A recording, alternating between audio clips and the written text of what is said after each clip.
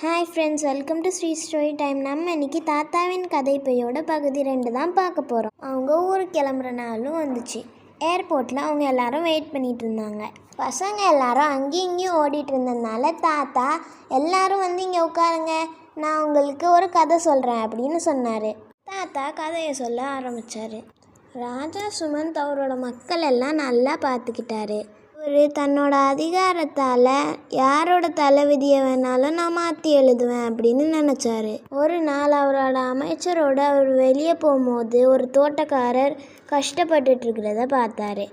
அந்த தோட்டக்காரரை பார்த்துக்கிட்டே ராஜா அமைச்சர்கிட்ட சொன்னார், என்னோட அதிகாரத்தால் ஒரே ஒரு ராத்திரியில் அவரை நான் உட்கார்ந்து சாப்பிட்ற மாதிரி ஒரு ஆளாக ஆக்க முடியும் அப்படின்னு சொன்னார்.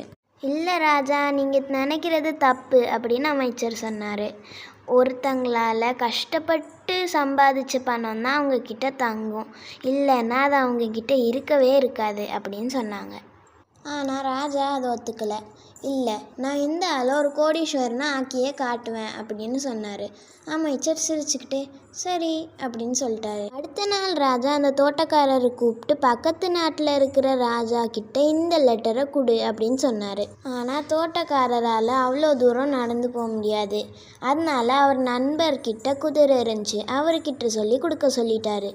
ஒரு மாதத்துக்கு அப்புறம் மறுபடியும் ராஜா அந்த வழியாக போகும்போது அந்த தோட்டக்காரர் இன்னும் வேலை பார்த்துட்டு தான் இருந்தார். ராஜா அதை பார்த்துட்டு நான் கொடுத்த லெட்டரை என்ன பண்ணேன் அப்படின்னு கேட்டார். நான் என் நண்பன்கிட்ட கொடுத்து அனுப்பிட்டேன் அப்படின்னு தோட்டக்காரரும் சொன்னார். ராஜா சோகமாக அந்த இடத்த விட்டு போயிட்டார். ஏன்னா அவர் அந்த லெட்டரில் அந்த பக்கத்து ஊர் ராஜா கிட்ட என்ன சொல்லியிருந்தார் அப்படின்னா, இந்த லெட்டரை யார் எடுத்துகிட்டு வர்றாங்களோ அவங்களுக்கு தங்குறதுக்கு இடமும் நல்ல சாப்பாடும் கொடுக்கணும் அப்படின்னு சொன்னார். கொஞ்ச நாள் கழித்து அந்த தோட்டக்காரர் ராஜா கிட்ட வந்து ஒரு தர்பூசணி பழத்தை கொடுத்தாரு. இது என் தோட்டத்தில் விளைஞ்ச தர்பூசணி பழம், ரொம்பவே நல்லா இருக்கும் அப்படின்னு சொன்னார். ராஜாவும் அதை வாங்கிக்கிட்டாரு. அவரோட குக்கு கிட்ட சொல்லி இதுக்குள்ளே இருக்கிற பல்ப் எல்லாத்தையும் வெளியே எடுத்துட்டு இதுக்குள்ளே தங்க காசை நிரப்பி அவர்கிட்ட திருப்பி கொடுத்துருங்க அப்படின்னு சொல்லிட்டாரு. அதே மாதிரி பண்ணி ஆட்களும் அவங்கக்கிட்ட கொடுத்துட்டாங்க.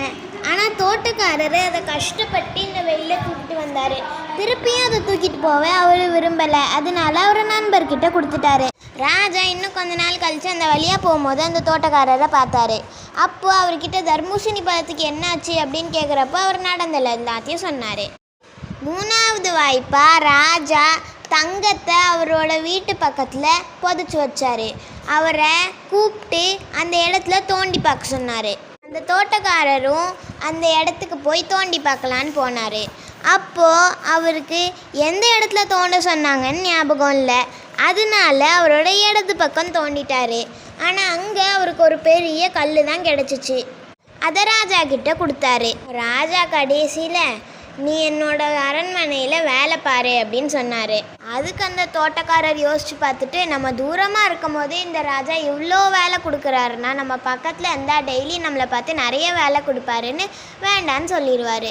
ராஜா அமைச்சர்கிட்ட நீங்கள் சொன்னது தான் சரி அப்படின்னு சொல்லிடுவார். நன்றி, தூக்கம் உங்கள் கண்களை தழுவட்டும்.